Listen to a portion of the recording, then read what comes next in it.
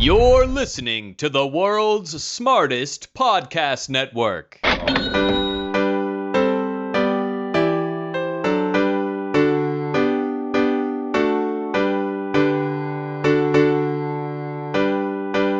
Welcome back to season 2 of Majoring in Everything. We are finally back. We had a summer break because we are all adults and that's the kind of life that we lead around here. And I am so excited to bring season 2 back to you. We are having a whole new set of conversations with people who do seemingly unrelated things. And we're going to hear about their winding, interesting paths, the unexpected things that they've learned, and how their work in one area may or may not have helped them in another surprisingly unrelated area. Can I say surprisingly unrelated one more time? Probably. I'm your host, Andrea Jones-Rooy, and I am so excited to introduce our first guest for the season. And our guest for today, he is a good friend of mine. He is a stand-up comedian, among many things, which we'll be talking about today. And most importantly, he is a member of the world's smartest podcast network.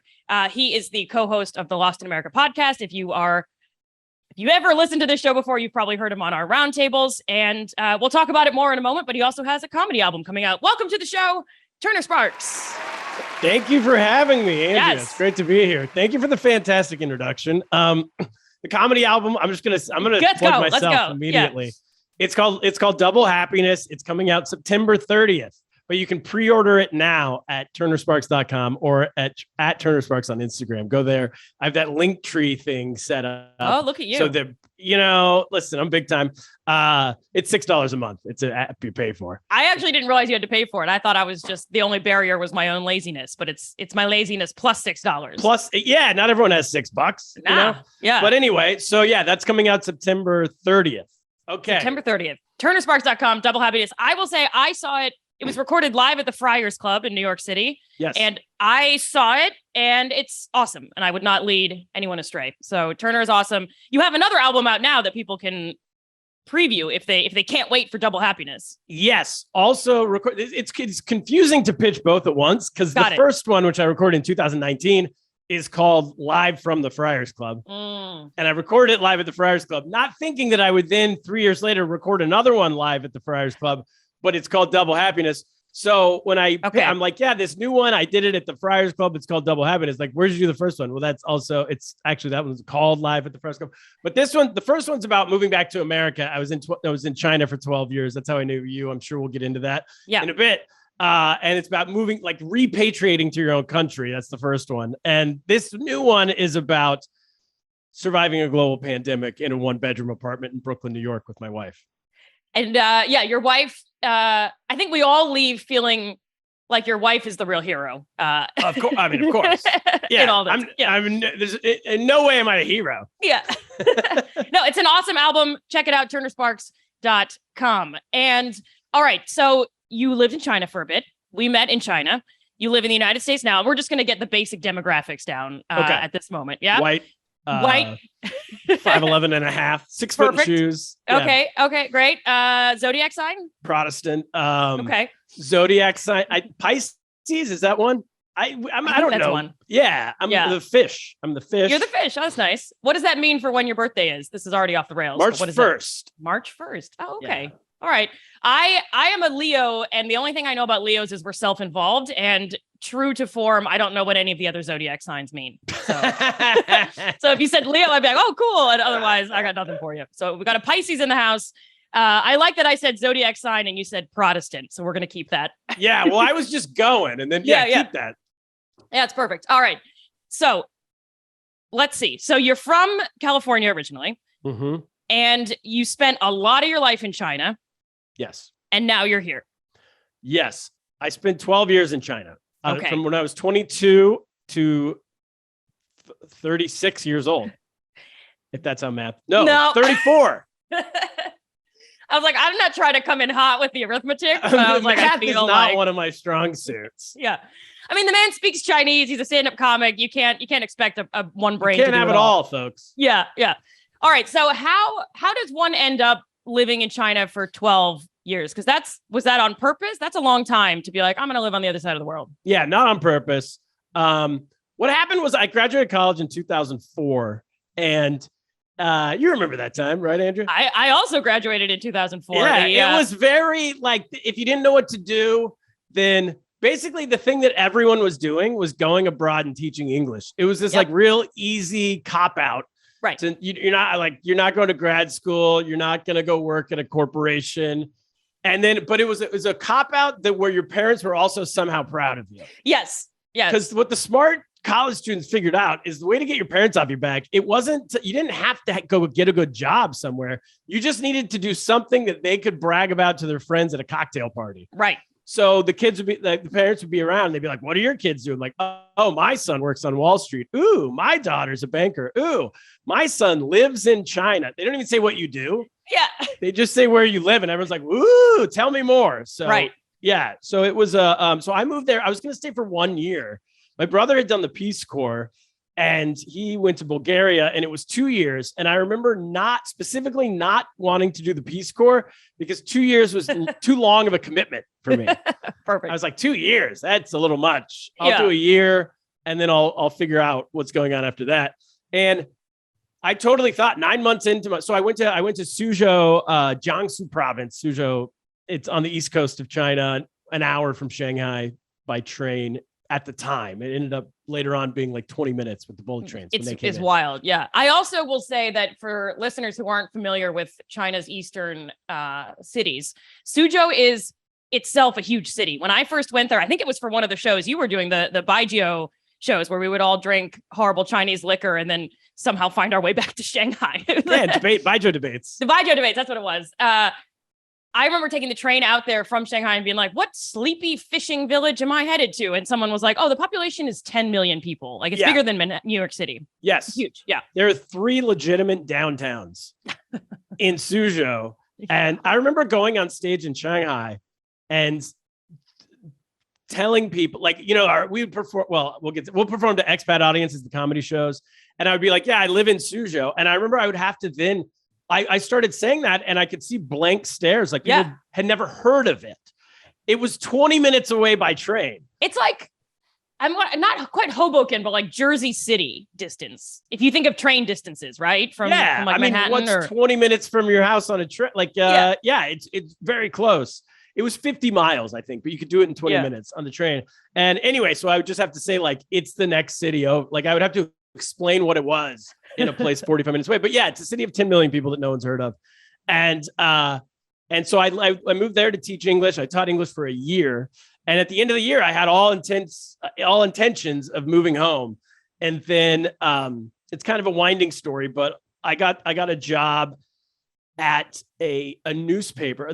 A friend, this Chinese friend I had met along the way, she worked at the local newspaper and her new project was to start the first ever English section of the Suzhou Daily newspaper. All right. The Suzhou Weekly, like once a week, Sunday, you'd get like a single page in English. A single page of all the goings on in this city of 10 million.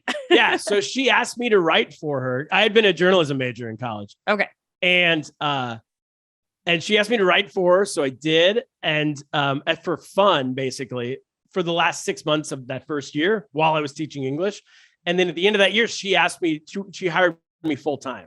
Okay. So I was like, oh, okay, I'll stay and work at this newspaper. This is crazy. Not thinking at the time that this is a government run paper. Yep. I remember I told my brother, he's in the State Department. And I was like, hey, I got a job at the newspaper. He's like, who runs that? I'm like, the government. He's like, that's what I thought. He's like, I'm pretty sure that's illegal. To hire a foreigner, basically? To be an American working for a Chinese government. A Chinese government. Yeah. Got it. So I brought you on here to talk about your life as a spy. Yeah. And your treason against the United States. My treason against the U.S. So I know. Anyway, I worked there for like 3 or 4 more months. And one day she came in. Her name was Debbie Fuyao was her name, but she went by Debbie. Debbie Fu. Okay. And she came in. She's like, so sad. I'm like, what's going on, Debbie? She goes, well, they just told me you're fired. And I was like, what? What did I do? I never had any interaction with anybody. We came in on the weekends to do this. Wow. So it would be a Sunday and there'd be 4 people in there. I'm like, I don't even know the boss. She goes, yeah, well, that's the deal. Like I'd been there at 9 months at that point. She goes, yeah, the boss found out there was a foreigner working here. And he was like, are you guys nuts? We can't hire a foreigner. That's awesome. Fired. But it took him 9 months. That's bureaucracy. It's at its finest, is that you were illegal in every way, but it took a government, like a surprisingly effective government, 9 months to be like, hang on a second, in a relatively small office. I like it. Amazing. Yeah. So, so then her husband was this guy named Jeffrey Fu, and he felt bad for me. So he hired me to work at his cell phone manufacturing plant. Nice. So literally just because he felt bad for me. Yeah. And so then I went to work for him. I knew nothing about cell phones or manufacturing or technology or anything. He realized that quickly. He was like, all right, we'll just like sit in the corner and do whatever you want. So I just kind of had this like free life for the next few months. You just went from being like Kramer somehow becoming like an accidental spy to like George Costanza. Yes. Having a job that isn't a job. Yeah. Okay. I like this so far. Yeah. And the idea eventually is to get to Seinfeld too. That's the career goal. Yeah. Yeah, exactly. You gotta step through a lane. I'm ready for it, but let's go. Yeah. So then a few months into me doing nothing at this cell phone manufacturing plant. And I remember the only thing I really remember is the lady who sat next to me was named Rain. And she would always tell me how she had diarrhea. Jesus. In English or Chinese? In English. How does she know these words? La Dulce. It's like a common thing to say in Chinese. Yeah, that's right. It means spicy stomach. Yeah. Yeah. Well, yeah. I don't think it means pulled stomach or something. Oh, it's not la as in like churla. It's a different one. It took me years to find that out too. The rest of this, we're going to release a bonus episode where Turner and I speak exclusively in Mandarin. Anyway, I'm way off track. So point is, I didn't know that. All right. Anyway. Yeah. A few months into doing nothing there, we got the idea to do Mr.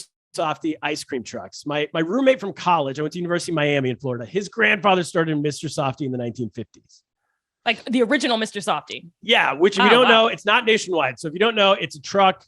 It's an ice cream truck that drives around, plays the music, all that kind of stuff. But what makes it different, we didn't have this in California growing up. It's soft serve on a truck.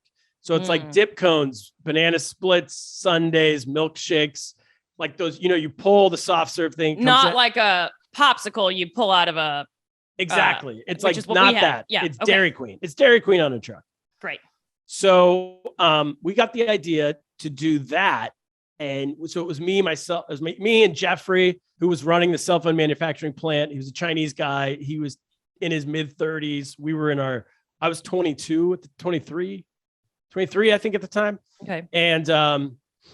And we decided, and then Alex, my roommate from college, whose grandfather started. So the three of us started a business, started this company, and built a truck. Like put money together to build one ice cream truck. We did that, and that opened in 2007. It went great. I was now like 24 years old running this business. Are you like CEO basically, or did you not get hung up on titles? CEO, if you want to call it that. But there was 5 people in the office or something. That's awesome. CEO of Mr. Softy in China. Mr. Softy China is what we call it. Mr. Softy China. Okay. So what happened was we got the rights to develop Mr. Softy in China, the exclusive rights. We negotiated that from Alex's dad and his uncle, who it's still like a family run business. They have 700 trucks in America, but it's still privately owned family business. All right. So I'm not going to be able to buy stocks in Mr. Softy. You cannot, but it's also, if you would have been able to buy stocks, they never would have given us 3 idiots. Interesting point. The ability to do that. Yeah. Yeah. So, so we did that for, you want me to go through this quick? We did that for the next 10 years, where we built 10 trucks and 2 stores throughout the region. Throughout Suzhou and Wuxi, and we briefly had some in Shanghai for a little while. Excuse me. And then our permits got pulled by the government because they wanted their relatives to do. They saw it was a good business, and they thought, why is this guy doing our business when my nephew can just do this business? Right. So they pulled our permits, gave them to their relatives, and then now there's ice cream trucks throughout China that look exactly like ours. Even down to the names of some of the products, they call it like the Softy Blast and the Softy, whatever. But they don't, but the brand is not called the same, but everything looks the same. Anyway. Wow. Yeah. That's that life. That's a whole huge story. So I don't think you talk specifically about because that's a whole wild adventure where the government basically takes the company and all of that. Do you talk about that in your first comedy album? I know you have some great Mr. Softy stories in that album. I don't talk about that part only because frankly, when I was writing that first album, so we left China. I left China in 2016. But the company got taken away from us in 2015. And it was pretty traumatic. It's a business I built for a decade. And overnight it was gone just because these new government people who came in, local government people, decided they wanted it. And so they got it. That's kind of the way it works. If they want something, they get something. And ultimately, it's a story that I found out later has happened to businesses of all sizes in China. And it's pretty, that's not like, I'm not breaking news here that the Chinese government will take over, like push businesses out. You heard it here first, folks. Exactly. So it was something that happened to me that's happened to everybody. Yeah. But it was a little too like new and real for me. So that's kind of the time when I was writing that would eventually came out in 2019. It was kind of too in my face to really joke about it. It just sucked. I just like wasn't happy about it. Yeah. So I focused on this story of moving back to America. Right. Now I feel like we're leaving listeners hanging on a weird cliff note, but I know that it's like a whole other 6-hour story, but you have written about this. What was it in New York Magazine? There's a big essay about you or? Yes, it is exactly New York Magazine. And I didn't write it. It was written about me, but so there's a New York Times article in like 2012 about the rise of Mr. Softy in China, which is like, that's kind of like when we were at our peak. Everything's great. This is awesome. Or like this business this is so much fun.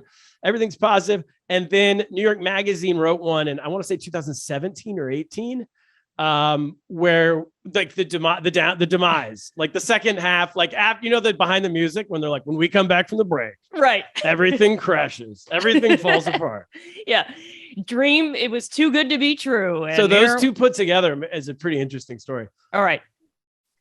So I want to talk about, because I think this is, you tell me, but I had a kind of outsider view of your comedy career in China for a long time. And we did comedy together, which is how we know each other. But you also ran a whole other business, or were in part of building a business called Kung Fu Comedy, which, correct me if I've got this wrong, but so you brought Mr. Softy to China for the first time. You also basically brought stand-up comedy to China in the form that we know it here in the United States, right? Almost. All right. Pretty close. So he invented comedy. I don't know if you all knew. I invented laughing. Yeah. It was just stern looks and just it wasn't even, they were licking. It looked like an ice cream cone, but it was just ice. Right. They hadn't put the flavoring in before I got there. It was, so I started a open mic in 2009 in Suzhou, the very end of 2009. Because I wanted to do stand-up comedy, and there was nowhere to do it. I Googled it. There was no one in the country doing stand-up comedy. The only thing there was like twice a year, this British expat, not even an expat, a British guy, he didn't live in China, would come over from England and bring British comedians almost exclusively to China to perform for British audiences almost exclusively. Wow. And that he would do that about twice a year. And it was called Punchline Comedy. And I went to it. And it was it was terrible. It was the most colonial thing I'd ever. Yeah. It was so colonial. Like these British acts, they were all like 70 years old, and they would get up and they'd be like, "Oh my God, this country smells disgusting." And everyone would laugh. Jeez. And, "Oh, they don't brush their teeth." And everyone would laugh. And it was just an hour of how much like racism, essentially, right?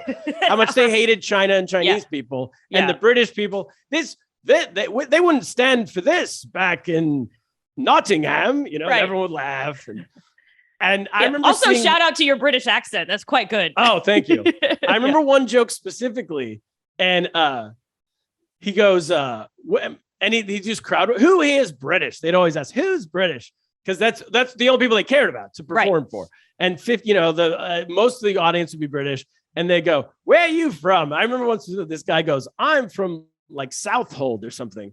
And he goes, "Of course you are. Look at your shoes."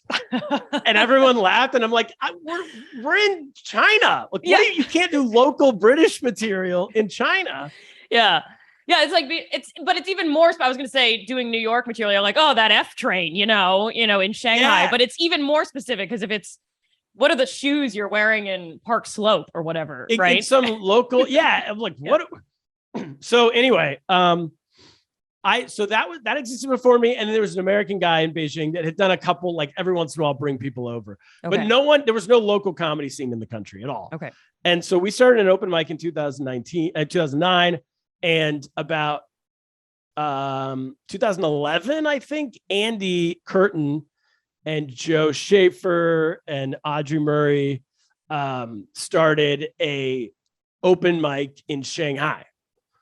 So that was about a year and a half later, something like that. And by the way, Joe Schaefer's voice is the one that opens this podcast, who says you're listening to the World Smart. So you all know Joe Schaefer. Yes. I'll have to get Audrey to do the outro, and Andy to do an intermission. Then Audrey's author, and Andy runs the Live Nations comedy for Asia and Australia and New Zealand now. So anyway, but at that time, Joe recruits people to TikTok. Yeah, Joe dances on TikTok for children. Yeah.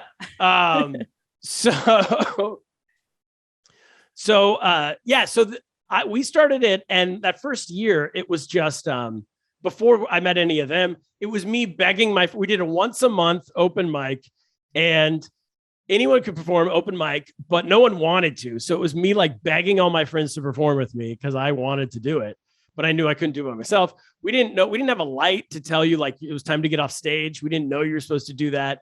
It was free. There was no seats. Everyone stood. And so it had this, I still have pictures of it. It has this like punk rock club feel to it where we're yelling at the audience. They're yelling back at us. We're like, shut up. I got to tell my jokes. And then like looking. Did you have a microphone? Yeah, we had a mic. Okay. Yeah. Okay. But it was just a rowdy bar. People came for the show. But there's this, when no one's sitting down, you don't have as much control over them. You're kind of just like being too loud at a cocktail party is what you like. If you're around people standing, that seems really, even if they're unnerving. Watching, they just feel like at any point they're in charge. Right. So we did that for a year and then met up with Andy and Audrey and Joe and a couple other people. So you independently started this around the same time. And then we're like, oh, hey, we're both fighting the same fight. Yeah, we started like a little over a year earlier, year and a half earlier, something like that. And then a year and a half later, they started in Shanghai. And within a month or 2 months of them starting, someone told Andy Curtin, hey, there's this dude in Suzhou doing the same thing. You should meet him. And so then we connected very quickly and very quickly decided they have this little scene of 6 people. We have this little scene of 6 people. Let's merge and be one scene of 12 people. Right. And so we did that. And then that was 2011. And then from then until, 2012, we were just doing shows around the area. And then in late 2012, we decided the only way to ever get better is to have headliners from America or somewhere come over. We can open for them. Andy and I could put a tour together and everybody could get a chance to open. We'd give everybody as many people spots as we could. And then you could see how a headliner performs and learn kind of by watching what it means to get better at comedy. Because none of us had really done comedy before. So we were learning from each other, but we were all making the same mistakes and didn't realize what we were doing wrong and how to get better. And we knew that. We knew that we didn't know what we were doing. That's a good Dunning-Kruger lesson in humility. But I want to ask, so a lot of people who are listening who don't do stand-up comedy might be thinking, why did you always want to do comedy? You just go on stage? Like that seems like a big move. So I wanted to do comedy for 100 years and I was way too afraid to do it until I was in China and you all were super nice. And I was like, if this sucks, I can just move back to the US and no one has to know I ever tried this. But I would not have done it if a scene didn't already exist. I can't imagine being like, I'm going to try doing this scary thing. And also it doesn't exist where I am. So I'm going to build a scene to do this scary thing. Like, how did you get over that kind of fear? Were you afraid? Were you fulfilling a lifelong like childhood dream? How do you start doing this sort of thing? So I'd always wanted to do it like forever. Okay. And Norm Macdonald's been my favorite comedian since I was like 12 years old.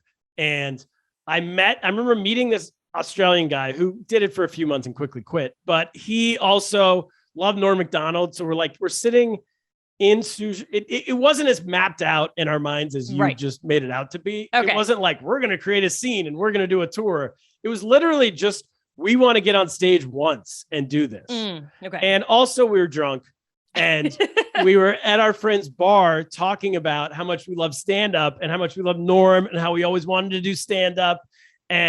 But we don't know like where to do it. And I was like, I had been looking it up. So it was in my mind that if this scene exists, I want to join it. And it didn't though. It didn't exist. So I think I was just telling this guy that like, oh yeah, there's nowhere to do it here. And my friend who was also from California, who's an expat, had just opened a bar in Suzhou, this little tiny dive bar called the Drunken Clam. And his name is Sean Peter. It had been open like a week and we're sitting at his bar talking about this. And he was like, hey, he heard us. He's like, hey, if you guys want to do comedy, you could do it here. And we were like, oh, cool. Yeah, thanks, man. He goes, no, I'm serious. He's like, I just opened. I have no hook. I need to get people into this bar. I'll build you a stage. I'll put lights in. We'll do a comedy show. Yeah. And we were hammered. We're like, sounds good. Let's do it. And then at like 9 a.m. the next day, he called me and woke me up and he goes, hey, dude, the stage is going in right now. You guys are on in 3 weeks. I'm already telling people. That's awesome. So that's how it started. That's awesome. I will say my version is way less interesting, but I was doing improv with Joe and Audrey in Shanghai. And I was also hammered one night after a show. And to Joe said, I've always really wanted to do stand-up. Like I'm just doing improv because I'm afraid of stand-up. And he was like, all right, you're on next week. And so it was only because the improv and stand-up scenes had so much overlap and literally were the same people in Shanghai that it even, so the secret to starting stand-up, I think, is to get super drunk and say it out loud to someone who will make you do it. That's it. That's basically lesson. It. And then I did it once. And the first time I did it, everybody killed. It was great. And then the second time we did it, I bombed harder than I've ever bombed in my life. But I think what made me a stand-up was that I then did it again after bombing. Yeah. So through starting this scene, and by the way, I never thought of myself as starting a scene. It was just, hey, we want to do this open mic one time. It went so well the first time. Sean at the Drunken Clam sold a ton of beer. Then he was like, we're doing this next month. We got to do this again. Because he wanted people to keep coming back. And we're like, yeah, let's do it. And so then we just did it again, and we did it again, we did it again. And then we eventually met them. But what I saw throughout those years of kind of fostering the scene eventually and growing it is a lot of people will try it. And then a very small amount will still do it after they bomb. Yes. Almost everybody quits when they bomb once. Yep. I did it for the first time. And yeah, you do great the first time because you bring all your friends and you're excited and you're just sort of, you have a kind of energy. And then I did it 3 or 4, probably 4 more times at the open mic, bombed so hard every time. Like the first time I bombed, I was like, that sucked. And then that was nothing compared to what happened after that. Yeah. But then I quit for a year because it was horrifying. And I was like, well, I suck at this. And then it just bothered me that I hadn't figured it out. Was that all in China? Yeah. Yeah. Oh, wow. Yeah. Yeah. I did it in 2014 a handful of times. And then I was like, this might not be for me. And then in 2015, I went back and started doing it more regularly. Crazy. Yeah. Yeah. So, okay. So one question I have for you is, and this is more nostalgia motivated than anything, is it, Mr. Softy, you're like, maybe let's do this. And it turns into this whole thing. Kung Fu Comedy wasn't called Kung Fu Comedy at the time, but you're like, maybe I'll start. And it turns into this whole thing. One of my recollections of life in Shanghai at that time, at least, was that you could, and maybe this was an expat thing, but which is coming with its own set of privileges and colonialism and whatever else. But you could basically have some kind of random idea, and then it would just sort of happen in a way that was almost too easy. Like I had friends being like, we should do a cabaret night. And then the next thing they know, they're at like this beautiful old theater doing these like sold out shows every month. Same sort of thing.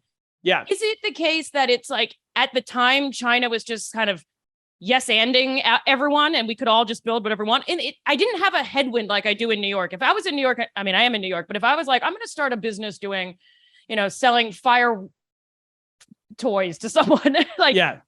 Fire Toys really is a great hard. business, by the way. There actually Kids is a love company fire. called Fire Toys. That's where I buy my fire fan. I was going to say Fire Wire, but then I was like, I think that's an Apple product from like 2005. Do you remember the Saturday Night Live from like the 70s where Dan Aykroyd is playing like the sleazy children's toy maker? No. And he's like, I don't understand why it's like cancel. He's actually like talking about cancel culture, but way before. He's like, yeah, I don't understand why all my products are getting taken off the market. Look at this bag o' glass. This is perfectly safe for a child. Look, it's fun. Yeah. Yeah. It'd be hard to get that going. But in China, he could have gotten bag of glass going. Is that a fair representation of what was going on at that time? Not to diminish your, entrepreneurship, which we'll talk about, but I feel like it was just a world where you're like, I have an idea. And then it was like, you could build it. Yeah, there was a few reasons why. I think yes. And there was a lot of people who did build stuff. One reason this is all my, I guess, estimation, but one reason for sure is that the world wanted to invest in China. So if you had a business idea, it was, I wouldn't say easy, like nothing's easy, but it was easier to raise money if you just put in China on it. So if I like, hey, I want to build an ice cream truck. Where are you? Like, I'm in Des Moines, Iowa. Right. Like, well, you're not going to raise money, but if you're like, I want to build a Mr. Softy ice cream truck, but in China to sell to Chinese people. It was just this, like, everyone was like, yes, that's a market. Yes, let's grow that market. And so you could raise money that way. It wasn't just foreign people who could do that. I mean, Jeffrey, the Chinese business partner, I met a lot of Chinese business people through him. They needed to be able to speak English probably because they're pitching to outside investors, because most of the people were outside that were investing. Americans and the Western world loved investing in China at this time, but frankly, so did Taiwan and Hong Kong and stuff, and Singapore. So if you had any ability to pitch your concept, you could raise money and blow it out. I mean, Jeffrey had a $40 million business by the time he was, I want to say 31, something like this.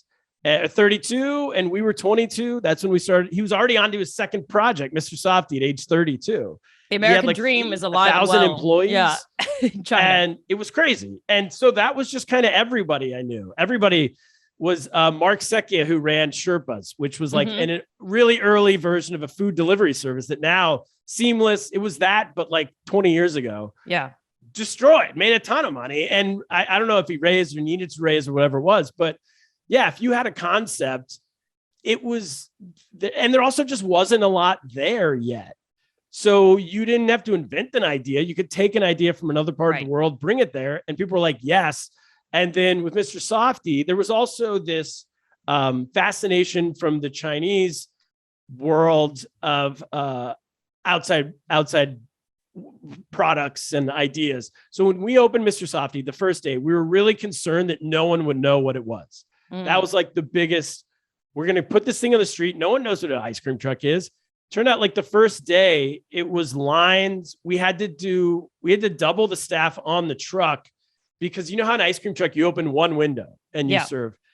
We had to open both windows. We had lines of like 30 people for the first 3 hours, both on both sides. And they all told us, I was like, how do you know what this is? They're like, from the movies. We've seen ice cream trucks in movies. Wow. Like we've all been watching movies about this for years. We've never seen one in person. So like, that's great. We know what this is. That started happening with comedy for us, is that Chinese people started showing up because they would see YouTube. Right. And they're like, I know what this is. I've seen YouTube, So it's all these ideas that you never thought would come to you. And then all of a sudden you're staring at it and you're like, holy crap, this is awesome.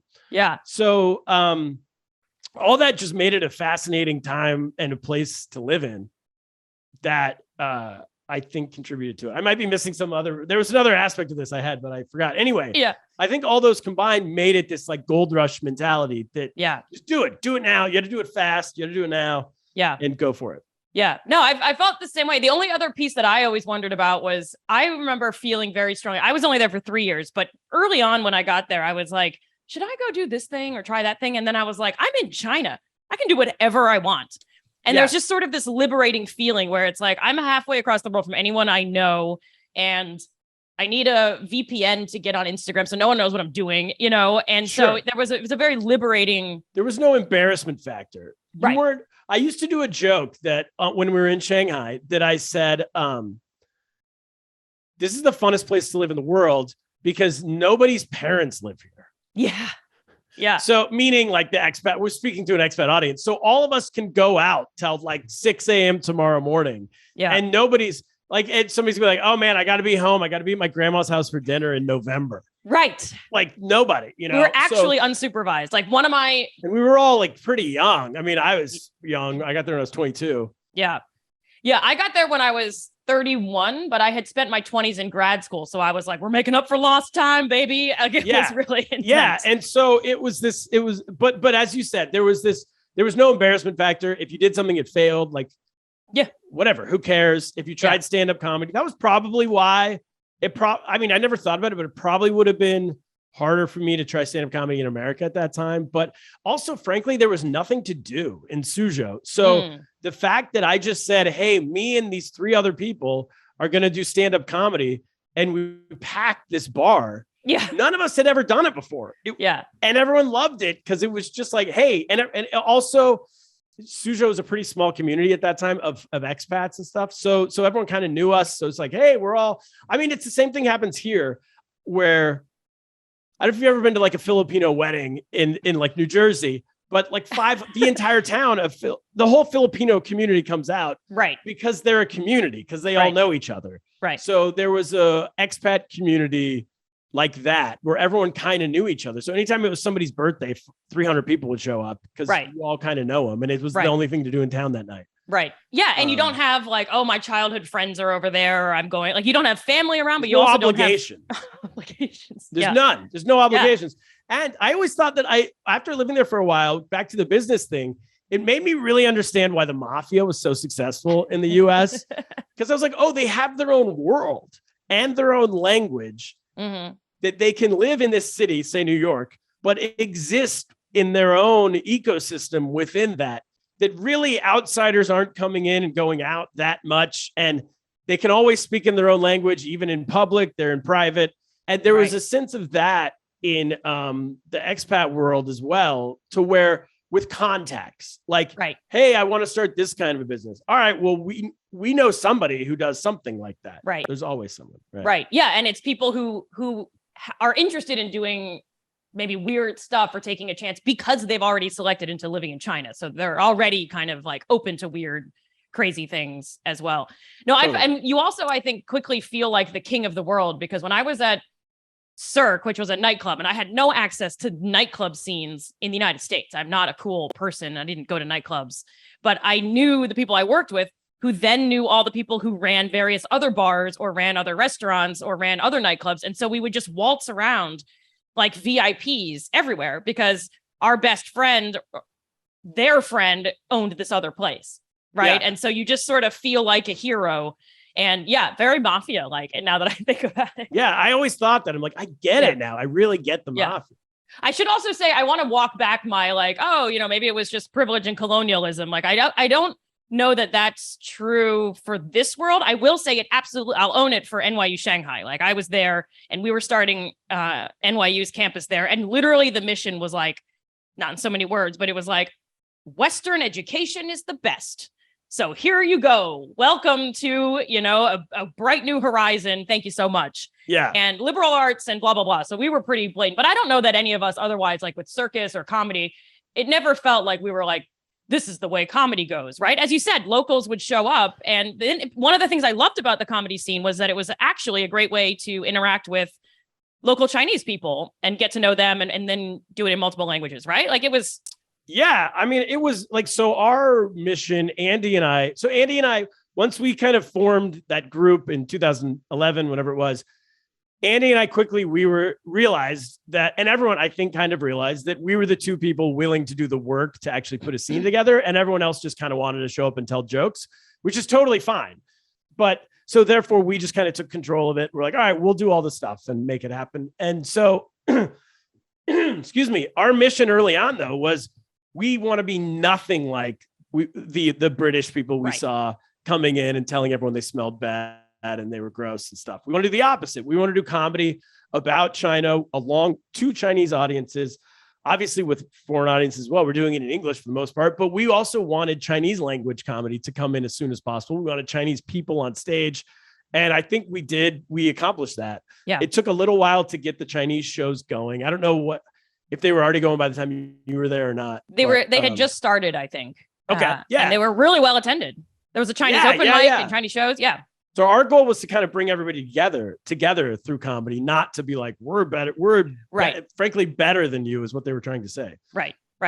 No, I thought it was, as I said, one of the best ways to get to know, like, I loved the, local Chinese, just to hear about their lives. And I was so impressed, you're doing stand up, which is already hard, in a second language, which is amazing. I did the Chinese open mic twice and I had to lie down for like a year. Oh my gosh. I did it twice too. I bombed so hard. Yeah. I did a mistake where I tried to do crowd work and then I didn't understand what they said. So I had to just stop the whole show. I was like, please say it again, more slow. Like the whole thing. I just messed up my words. And so like I hit a punchline and nothing. They were like blank stares, but it's because they didn't understand me. And I was like, oh man, this is. Yeah. But it was a great way, the Chinese comics would like, in a friendly, fun way, would kind of like make fun of the expats or be like, this is what I observe foreigners. It was a really just interesting way to be like, not that they're spokespersons for the locality, but it was a really great way. I mean, I love this about stand-up anyway. It's a great way to hear like candid life experiences from people you don't know as well as you'd like. And it was just a really quick way to get a really awesome window into what was going on outside of my own bubble that I was in. Yeah. And hanging out was, like after the shows or in the bar and stuff, everybody was on the same, we were all just comics hanging out, ripping on each other. So. Yeah. That was super fun. Okay. So everything's amazing. Why come back to the United States in 2016? So it came back because my Mr. Softy business got shut down. And I felt like that was kind of time to go. That was my main business. Comedy and Kung Fu Comedy was the name of the club we started and the tour we started and all that. That was a lot of fun. And that was always kind of extra income for me and a way to, frankly, get paid to learn how to do stand-up comedy. But the goal was always to do stand-up comedy for me, not to be on the business side of stand-up comedy. I had enough business with Mr. Softy and all that. This was kind of my release. I didn't really want to be in the business more than I had to be, but we had to start the scene. So anyway, in 2016, by that time I was getting better and better at stand-up. I had toured Asia a few times.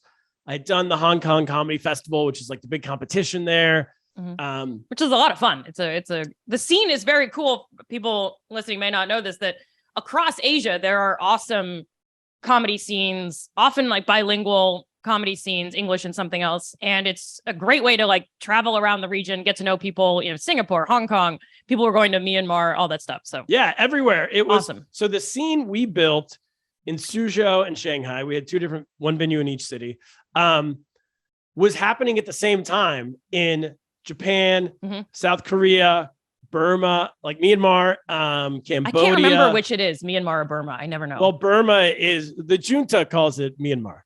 Oh, okay. The lady, Aung San Suu Kyi would call it Burma, but she's also now she's a war criminal. So, it's like, there's no... Like you pick a team and then they swap it on you and you're like, I don't know which it is. She was Gandhi for a while. I still have her t-shirt and then she went and committed genocide. And then I'm like, oh God, what am I going to do with this t-shirt? Yeah. Anyway, so all these scenes were happening throughout Asia in every single major city, Singapore, Hong Kong, everywhere. And so by 2012, 13, 14, you could all of a sudden tour to all of these bars. It'd be a bar. You'd get to the city and it'd be a bar, but you can tour all of Asia. I mean, I think I've done like 20 countries at this point, but I think probably at least 15 of them were just bouncing around Asia. Yeah. And it was all people, we all started about the same time, started comedy about the same time. We're all about the same age. We're all about the same level of stand-up. We all became friends and it was so cool. So anyway, I'd done that a few times. I thought I was pretty good. And I also had, the thing about touring Asia, it's great, but you do the whole thing in 2 months. And then if you want to do comedy professionally, it's like, well, what do I do with the other 10 months of my life? Right. And we pitched a show one time for ICS, which is International Channel Shanghai. It was like the English language. It was like the Telemundo, but for China. They're one channel in English. That's amazing. And Joe Schaefer and I pitched it and we were running it and we did a whole pilot and it was like such a disaster. And they censored absolutely everything we wanted to talk about and got rid of all of our jokes. And I was just like, this isn't a place for me to do. If I want to do comedy professionally, which I kind of decided I had after Mr. Softy went down, this wasn't the place to do it. Right. There was no upward mobility here for me. And so I just thought New York, I got to get to New York. And through running Mr. Softy for a decade, running my own business, I built up enough savings to I'm like, okay, I can get to New York, only do stand-up comedy and lose money for a while until I have to get a job and make money again. But I thought the best way to do it professionally and quickly was to only do comedy, to spend all my days, everything, like treat it like a job, like a 9-to-5 job, but it would be 9 to and whatever time you get home at night. Right. But focus on stand-up. And that way I knew I was going to take my hits and lose money for a while, just hoping that at some point it would catch and flip back around and I would start making money. And I listeners can't tell that you're indoors right now. So the fact that you're not homeless suggests that it did flip around and it worked. yeah. Like beaming in from your cardboard box. So, all right. So this is where I think the idea of the podcast comes in. I think it was incredibly helpful that I had run a business for a decade, a small business before running, and two, I guess, with Kung Fu Comedy, before being an independent stand-up comedian. Right. Because being an independent stand-up comedian is running a small business. It's the smallest of small businesses. You're a business of one. But I think if you asked most comedians, would you ever want to run a business? They would say no. Whereas I would tell them, you're currently running a business. Right. So it allowed me to, my creative brain, which has always been there. I could do, write jokes and get out and perform. But I also had my business brain where during the day I could sit down and strategize and plan on how I'm going to pay my rent next month and how I'm going to turn whatever skill set it is I have in stand-up comedy into a business. So the initial problem, which I recognized right away, is when I got to New York, I wasn't good enough at stand-up. I was good enough for Asia, but New York's a whole different level. It's like the major leagues. And so I knew if you want to open, like, say, a flower store, if you sell a florist, right? If you're a florist, your product is flowers. Okay, well, you find a supplier, you get the flowers, you sell the flowers. My product is my act. It's my jokes. It's my stand-up. So I knew step one was to get I didn't want to start trying to sell my stand-up when it was bad. Right. You're like, these flowers are not the best, but they're around. Yeah. If you're going to sell bad flowers, you'll go out of business immediately. Yeah. But so I needed to get my stand-up better. So I spent a couple of years just in New York, just going out, doing as many sets as I could all the time and getting my act together to where I felt like it was good enough to where I can go perform it somewhere and they'll ask me to come back and do it again. And that was like the main hurdle. Once I could do that, then I'm like, okay, well, I know business. So I know if I have a product, I know how to figure it out and how to sell it and how to make a thing, but I just need to get the product down. So once I got that hour together that I thought was good enough, I started going out and realized also part of it was like realizing what my market was and who I am as a comedian. And I was doing clean comedy, mostly clean. I think I was like 90% clean at the time. And I got asked to do this country club in California for like an event. Or no, it wasn't even an event. They just wanted to have a comedy night. And so we come out and do it. I was like, yeah, sure. I can stay with my parents. I could come do it. No problem. And the pay was pretty good, especially compared to anything in New York. You make like $10, $20 doing spots. And then on the road as a MC, probably what I would have been, at that time at a comedy club, you might make like $100 for the weekend. So you're losing money. Right. Because you also usually have to put yourself up in a crappy hotel somewhere. And get yourself there, and get your own way there and all that kind of stuff. And even as a middle act, I found out later, you make like $400 or $500 for the whole weekend. And you have to get yourself there and you have to pay for your own hotel. And eat something at some point. Yeah. Yeah. So maybe they'll give you fries, but I wouldn't count on it. Anyway. Exactly. Yeah. So I was like, okay, let's save that until I'm have my own crowd and I'm ahead. Like the headliner means you have to have your own audience. You need to be able to sell out the room for 4 nights in a row, whatever. So, but this country club was paying pretty well. And I thought, okay, I'll go do it. And they asked, can you be clean? Can you do this clean? And I was like 90% clean. So I was like, yeah, I think I can do it. So I worked really hard, figured it all out, got my act totally clean, went out, and it was great. I had a great show. It was a blast. I had an opener. It was fun. And then I went up and the club paid me, and it was like real money. And I was like, like Tom Rhodes, a great comedian who I tour with sometimes, always says the hardest part about comedy is keeping a straight face when they pay you. And that's like, when you're when you're making good money, you're like, oh my God, I'm getting paid to do this. You're like, I'm just yelling into a microphone, but okay. Yeah. And it was, and the club owner, the country club owner was like, hey man, do you do this a lot? I was like, I've never done a country club before. He's like, all right, well, I've run country clubs for years. Whenever we have comedians, they're either like, they say they can be clean, and then they're cussing all the time and gross, and everybody gets, or they're like super political one way or the other.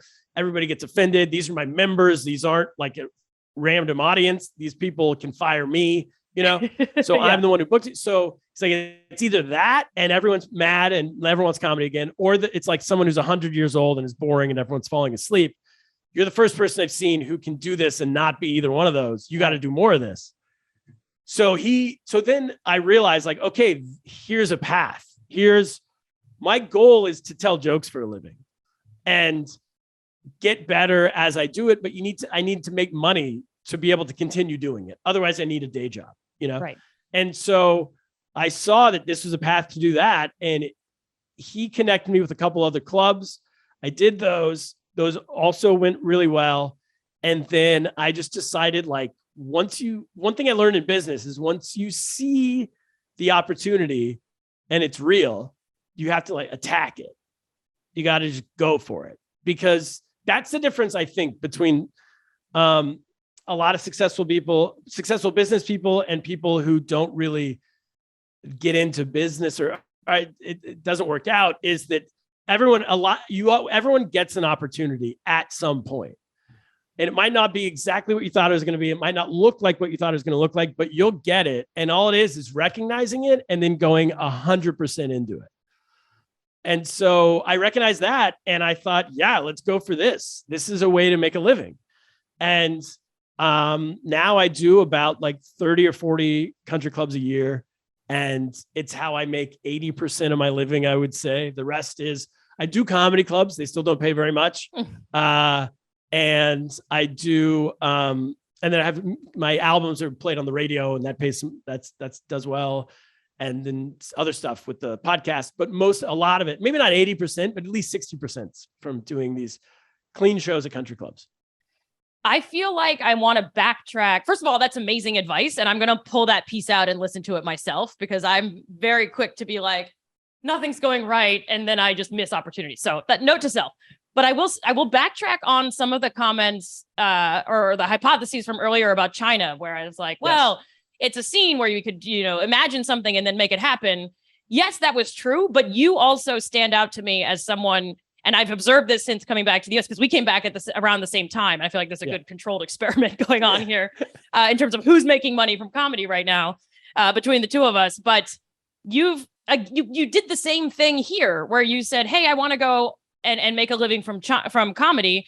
And you did. And it sounds like it was exactly the same kind of like, how could I make this happen? What's the practical next step? That's an opportunity. Let's say yes to that. I mean, this is like it wasn't China. It was you all along, right? Like, it's not the magic shoes.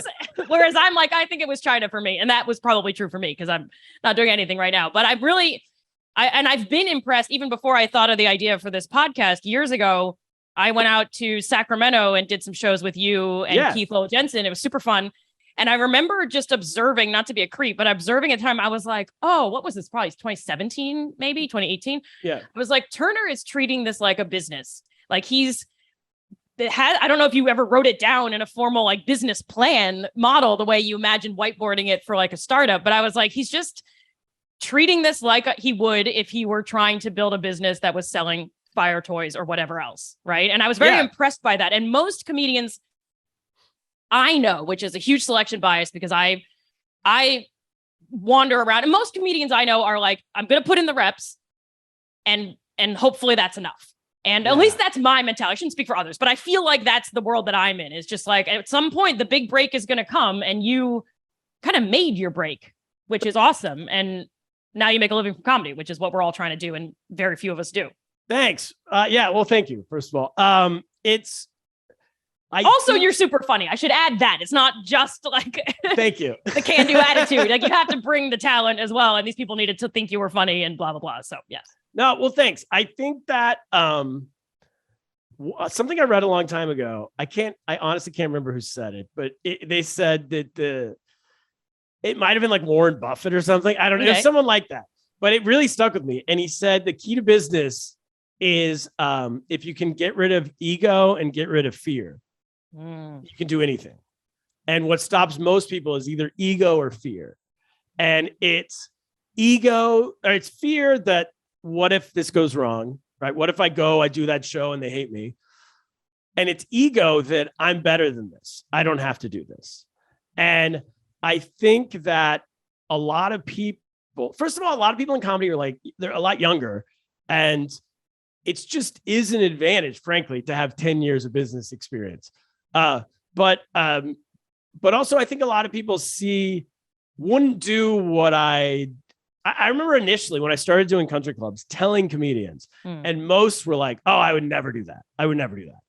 I want to be, I'm getting on like the Montreal Comedy Festival. I'm applying this year and that's going to happen. And this is going to happen. And they saw it as like a step down or this some type of compromise or something, and maybe for them it is, but for me, it fit because my style of comedy I was doing anyway was not interfering with what they wanted at the country club.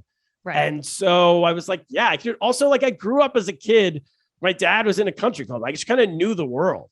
Well, you have great material about country clubs, and there's a bit of it in your upcoming album that people can get at turnersparks.com, but you have some really awesome jokes about being like a kid at a country club, and it works for everybody. And it's great. I didn't grow up at a country club, and I think it's hilarious. And it actually helps me understand what was going on in that world, which is way wilder than it seems from TV. It's like, well, thanks. Yeah. So I think fear and ego have to do with it. And it's, if you can get rid of the ego part and be like, hey, here's an opportunity. It might not be like my break wasn't that Jimmy Fallon discovered me or that, I've never been on the Tonight Show. I've never been on TV doing stand-up comedy of any kind, but I'm also not waiting for that. I don't think waiting for that is the best idea. I think go out, make your own thing. And this goes for like any entrepreneur of any kind. Go make your own thing and then let people find you. And if they never find you, who cares? The point is not to be found. The point is not to be famous. It's to have fun doing what you're doing and make a living doing it so you can continue doing it. And that was always the point for me. I guess maybe for some people, the point's to be famous. Maybe that's where I'm missing a lot of people here. But I don't mean in regular business, but in comedy. I think maybe some people get into it for that. But for me, it was literally just to be able to continue telling jokes because that's what I love doing on a stage. And that was the way to do it. So it was pretty simple. I never had a business plan. It was never a business plan. It was just like, here's an opportunity. Let's do it. See where it goes. And that's kind of where we're at. And then I also enjoyed, I think that the idea that you just brought up of kind of be as funny as possible and hopefully people find me. I think it helps a lot in any business, but also for sure in comedy to have two things, which is like like this podcast, but it's that I'm a comedian who can do really well on stage and I do this other thing that helps you specialize, that helps people find you. Right. Whether they need you for whatever. I mean, you do speaking, right?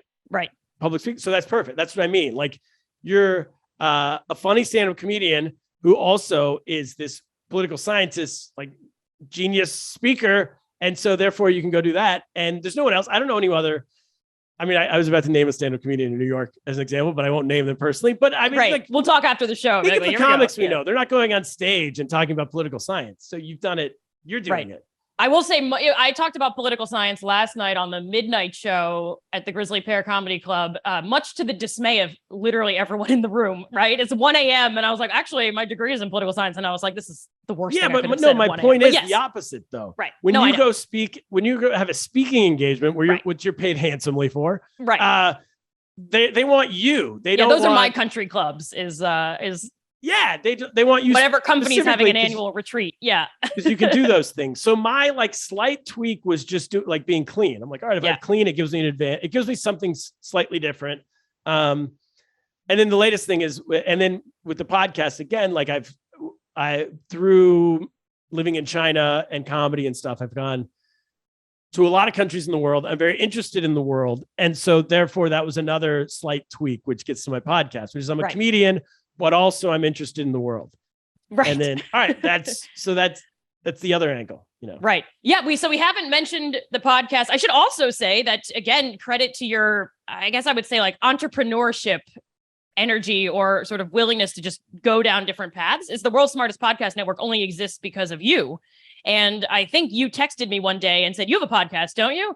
We should do this together. Oh yeah. I remember you and I were texting back and forth about that. Well, that was both of us. We were like, if you said no, then it would have been over. Well, okay. Yeah. But it's still, I was like, that was another one of those, because I was in the middle of feeling down, and I was like, should I even be doing this? And I really appreciate what you said about ego and fear.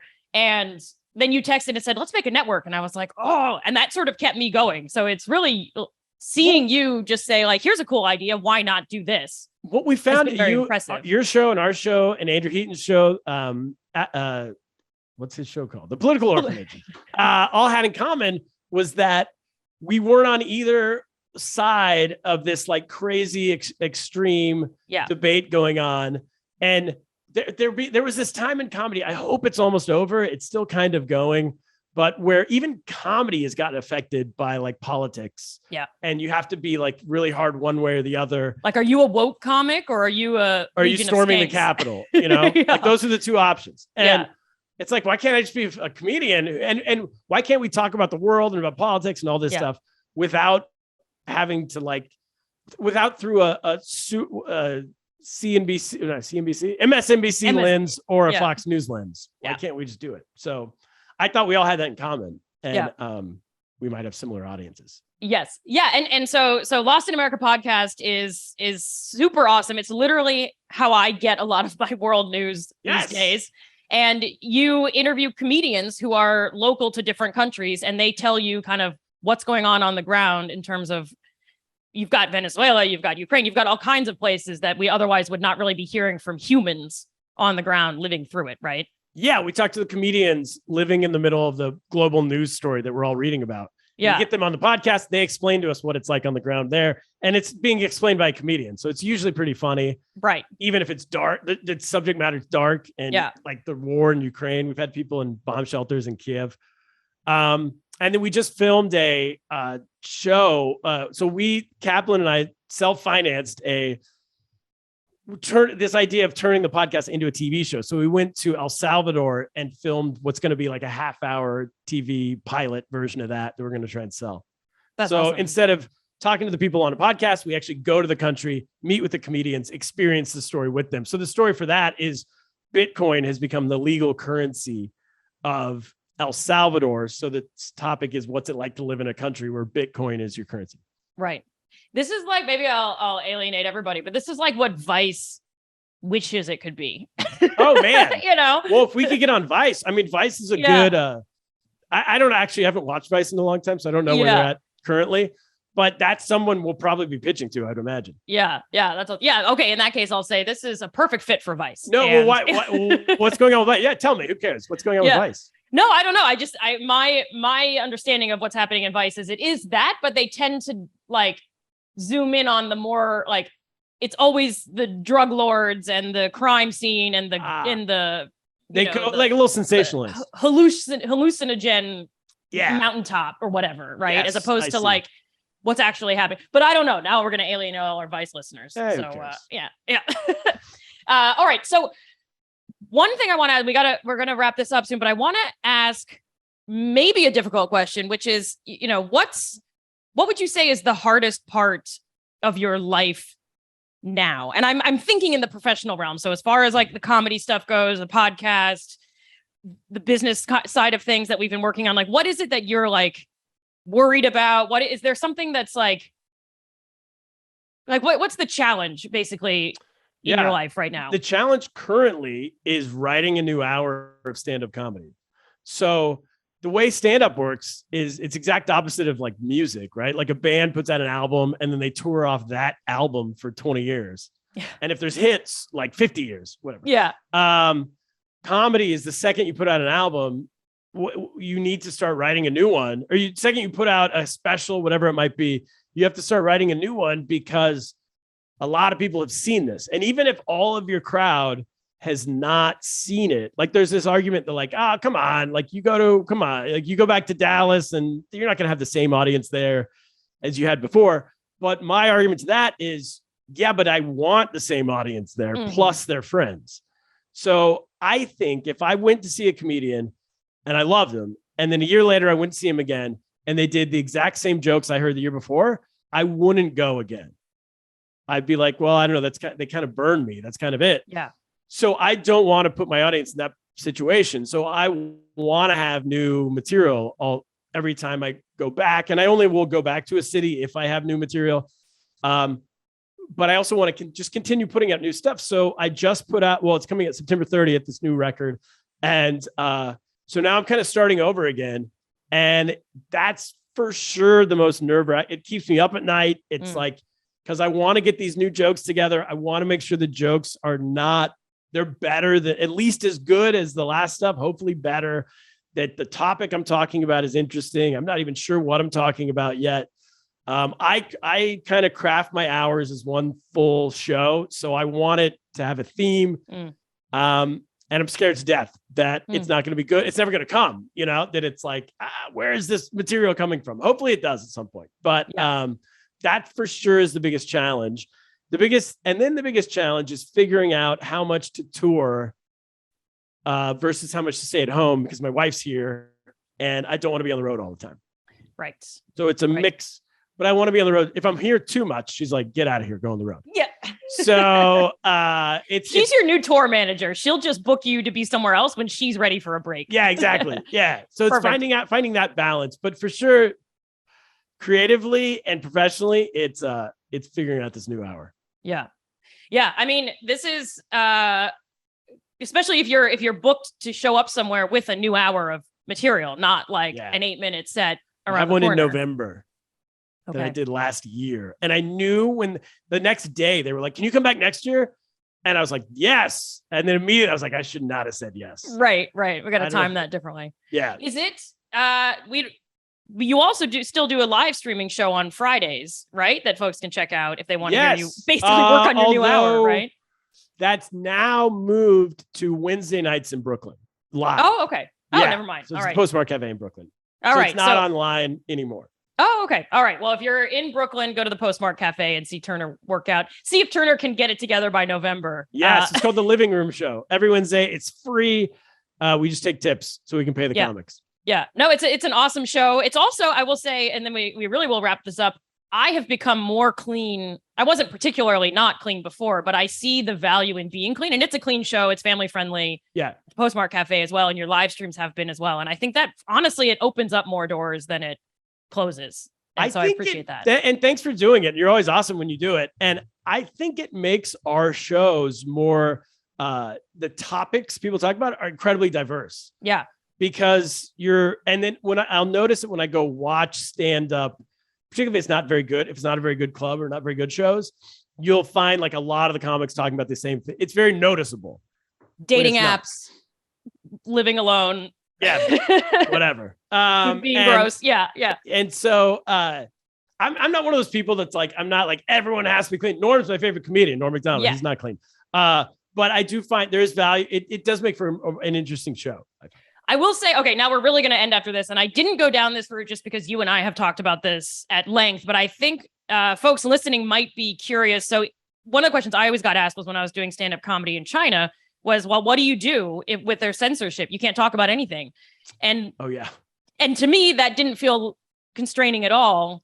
But what is your, we've literally talked about this before, but like generally, did you feel constrained in China? What was I totally agree with you, but you're right. People do say that. People will That's the say, first question. Yeah. If you're not talking about politics, because the thing is, you're not allowed to talk about Chinese politics, right? And then they're like, you can't talk about anything. We're like, well, there's a whole world of stuff outside of Chinese politics. Yeah. I think it was Jimmy Schubert who we brought him out and we're like, hey man, so you can't talk about like, there's like Chinese politics basically. And he's like, oh man, okay, I'll have to delete all that from my act. Right. Like there's not in it anyway. So I find, and that's the same thing I feel with like clean. I had someone ask me recently, they're like, you don't talk, like when you go to these country clubs, you're not doing politics and you're being clean. Like what's left? Yeah. I'm like a lot, like the whole world is left. Including Jerry Seinfeld's career for the most part. I mean, Jerry Seinfeld. Yeah. I think all of it. I think Brian Regan's fantastic. Jim Gaffigan. Yep. There's a lot of people out there, but anyway. Yeah, no. And I think that both your clean shows that I've seen and been part of and the scene in China, this is what made me think of it, is it makes for more interesting shows because people talk about a variety of different things. Whereas it's not that it's easy, and I don't have good dirty jokes or good political jokes, but it's really great to see people talk about something other than those two kind of go-tos in Agreed. Comedy. Yeah. Agreed. Yeah. All right. Well, we've solved comedy. We've established that everyone who wants to do comedy should follow Turner's career. And every time I talk to you, I'm not even exaggerating about this. Every time I talk to you and that we hang out, I am motivated to take my own career more seriously. So, because I very much your career's going great, by the way. One day it will happen for me. Insane. Well, thank you for saying that. It doesn't feel that way, but I appreciate you coming on and talking to all of us. So folks can find you at turnersparks.com, at turnersparks. At turnersparks on Instagram. All right. Those are the main spots. All right. And that's how they can find your tour. They can find your album. They can pre-order your album, and presumably that helps you out to do so. Yeah, please do pre-order it now, because then when it comes out, that'll boost it up the charts and everything. So please do that. And you'll love it. And your last album was what? It was top the charts. It went to number 2 on iTunes, and then it was top 10 on Billboard charts. But it was Jim Gaffigan put an album out the same day. So it went to number 2. So this one, I'm trying to get to number 1. Yeah. I mean, I don't really care that much. Yeah, we'll get him to number 1. No, that's how that's an awesome achievement. All right. Well, Turner, thank you so much for being on the show. Everyone order the album, turnersparks.com, and we'll see you on the roundtable, I'm sure. And that's our show. Thank you so much for joining us for season 2 of Majoring in Everything. We're very excited to bring you all the amazing guests we've got for you this season. Don't forget to keep majoring in everything yourself. And Eric, did I do it? Is this a good second outro? See you next time.